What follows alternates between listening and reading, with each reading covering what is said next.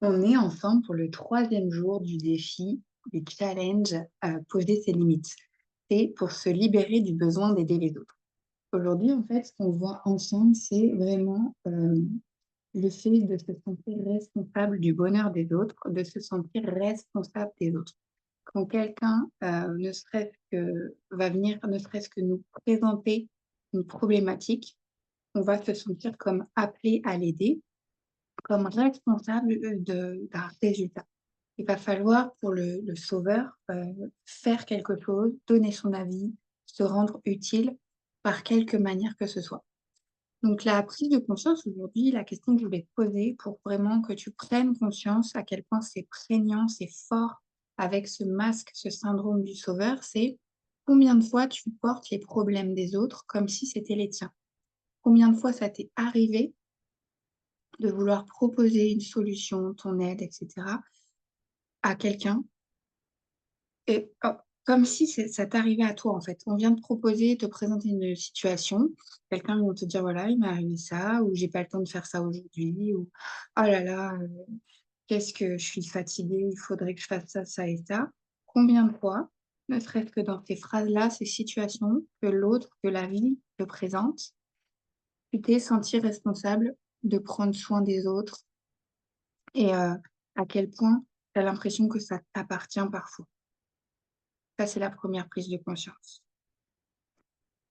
La deuxième, c'est combien de fois tu as mis tes propres besoins de côté pour être présente pour quelqu'un qui, au fond, on verra dans une autre partie, ne faisait vraiment, pas grand-chose pour aller bien, si ce n'est venir voir quelqu'un de gentil, de bienveillant, d'attentif et qui sait, voilà, sur qui il peut compter. Il vient là parce qu'il sait qu'il aura une oreille attentive et que toi, tu gères, tu es responsable, donc on vient vers toi. Donc aujourd'hui, normalement, quand le syndrome du sauveur, quand ce masque-là est inconscient, tu penses que c'est tout à fait normal, que c'est ton rôle, que si tu faisais autrement, ce serait être égoïste. Normalement, c'est tes croyances en ce moment. Je suis là pour te dire qu'on va rééquilibrer, les choses entre toi et les autres pour que tu retrouves de l'énergie, du sens, de l'énergie et que tu puisses commencer et finir tes propres projets, mettre de l'énergie en place pour ta vie à toi. Les 3 croyances inconscientes qu'il y a derrière le fait de se sentir responsable des autres. C'est que pendant longtemps, on t'a appris, on t'a éduqué, tu as vu, tu as appris par mimétisme ou dans ton éducation, dans la manière dont tu as interprété les choses, les situations, que les autres passent avant toi. Donc ça, c'est depuis toujours. On est des personnes, voilà, qui avons entendu que penser à soi, c'était pas forcément, quelque chose de bien, c'était égoïste et que donner sans compter fait de nous des bonnes personnes. Ça, c'est ce qu'on a engrammé, c'est ce qu'on nous a appris. C'est rentré, c'est des autoroutes neuronales, des croyances et on va voir comment on va, prendre conscience de ça pour les désactiver peu à peu, pour retrouver un équilibre. La conséquence quand les autres passent avant toi sans arrêt, c'est que tu t'effaces et que tes besoins passent toujours en dernier. D'ailleurs, connais-tu tes besoins? La première, quand j'ai découvert que les émotions sont des messagers de nos besoins, c'était une grande, grande découverte pour moi. Je ne savais pas. Est-ce que toi, d'ailleurs, tu sais que tes émotions sont des messagers pour te dire: «Ah, là, tu as besoin de ça, là, tu as besoin de ça». Deuxième croyance inconsciente, qui nous enferme dans le schéma de penser que les autres sont plus importants que nous, qu'on doit être responsable des autres, c'est que on croit fermement que si on n'aide pas quelqu'un, si on ne se rend pas utile, nous n'avons pas de valeur. Notre valeur est corrélée à notre pouvoir d'agir, d'aider, de sauver. Je dois me rendre indispensable si je veux être utile, parce que je veux me sentir aimée, reconnue, validée, parce que toute ma l'amour qu'on va me donner, ma validation extérieure, mon sentiment d'appartenance, d'être utile, vient de l'extérieur et de ce besoin d'aider. Le problème, c'est que c'est un cercle vicieux qui nous amène à toujours en faire plus et on voit bien, ça n'est jamais assez. Nous n'avons pas, bien souvent, la le retour escompté. On donne tellement, on s'épuise tellement qu'à un moment, on voit bien que la balance n'est pas équilibrée. Et la troisième croyance inconsciente derrière ça, c'est que on ressent tellement fort la souffrance des autres. Et là, ce sera tout un autre point sur l'hyper-empathie. C'est plus de l'empathie, c'est quand quelqu'un va mal, c'est comme si c'est moi qui allais mal. Je parle avec quelqu'un qui est triste, je rentre, je suis triste. Je parle avec quelqu'un qui vit un deuil, je rentre, j'ai l'impression que c'est un deuil. Je parle avec quelqu'un qui se sépare, je rentre, j'ai l'impression que je vais me séparer.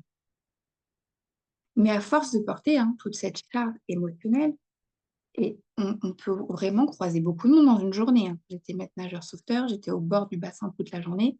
Je peux te dire que j'en croisais des âmes à aider, des histoires auxquelles je m'identifiais.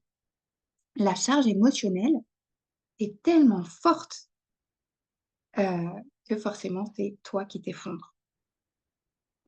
La prise de conscience ici, c'est vraiment ça aujourd'hui, dans ce troisième jour du challenge, c'est que nous ne sommes pas, tu n'es pas responsable du bonheur des autres.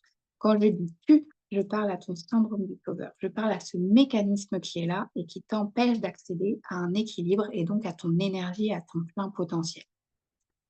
Je suis là pour te dire que tu peux rester altruiste et bienveillante, même en prenant soin de toi, sans t'oublier.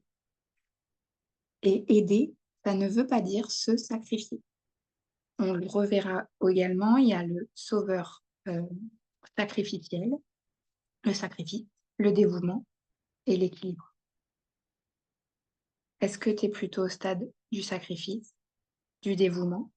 Tu arrives quand même un peu à penser à toi, mais bon voilà, et ou de l'équilibre, c'est le sauveur saint. Et tout ce qu'il y a ici là, c'est le sauveur compulsif. Donc il y a des degrés dans le fait de voilà, d'être dans ce schéma.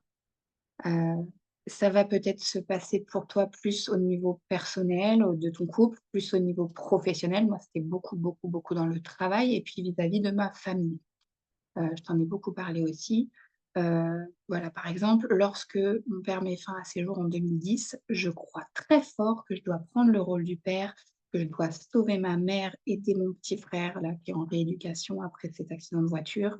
Voilà, ça, c'est vraiment quelque chose qui occupe mon esprit. Même si, dans les faits, j'ai pas fait grand-chose, hein, j'ai essayé juste d'être présente, alors que j'étais dans le travail refuge et le sommeil refuge. Voilà, d'être disponible comme si dans ma tête, j'étais, le père, comme si dans ma tête, je prenais la place d'eux, comme si je devais sauver, qui que ce soit. Donc avec toute la culpabilité, la honte toxique et tout ce panel d'émotions négatives qui accompagne le fait de se croire sauveur et ça, on en parlera aussi. Les questions puissantes à te poser aujourd'hui par rapport au fait de se sentir responsable des autres, c'est: «Est-ce que j'ai réellement déjà les compétences pour régler le problème qui se présente? Ou est-ce qu'on vient me voir juste parce que je suis gentille et disponible?» Et avant ça, est-ce que on m'a demandé de l'aide ou est-ce que j'ai surinterprété qu'il y avait une question dans ce qui vient de m'être dit? Est-ce que du fait de mon empathie, j'ai entendu une question, j'ai entendu un besoin d'aide ou est-ce que j'ai interprété du fait de l'intonation, de la posture de la personne, du langage non verbal, de ce qui s'est passé là, entre nous? Est-ce qu'il y a eu une question vraiment? Ou est-ce que c'est le sauveur en moi qui a dit: «J'ai entendu la question, je vais te sauver», alors que la personne n'a rien demandé. Et au final, combien de fois j'ai aidé quelqu'un qui n'avait finalement rien demandé, ni rien fait pour aller mieux? Parce qu'il y a beaucoup de gens autour de nous qui sont là dans la plainte, ils sont là pour, voilà, se déposer, mais combien d'entre nous sont là vraiment, véritablement pour avancer, pour trouver des solutions, pour sortir des schémas répétitifs? Et enfin, est-ce que tu te sens prête à reconnaître que ce fardeau, cette hyper-responsabilisation, cette surresponsabilisation ne t'appartient pas? Voilà, que tu n'es pas, tout puissant, que tu n'es pas un super-héros et même les super-héros n'ont qu'un seul pouvoir. Au bout d'un moment dans le film, dans la BD ou ce que tu veux, on va voir leurs limites. Celui qui sait voler ne peut pas aller, je sais pas quoi faire avec de l'eau, tu vois? Il y a celui qui sait manier l'eau, il y a celui qui sait manier le vent, il y a celui qui sait voler, tu vois? Donc à quel moment, où est-ce qu'aujourd'hui déjà tu peux reconnaître que là, tu pourrais quand même peut-être dire non parce que ça fait pas partie de tes compétences, parce que, tu as identifié qu'en fait il y avait pas une réelle question et parce que, simplement tu vas commencer à différencier ce que je peux faire de ce que je dois faire.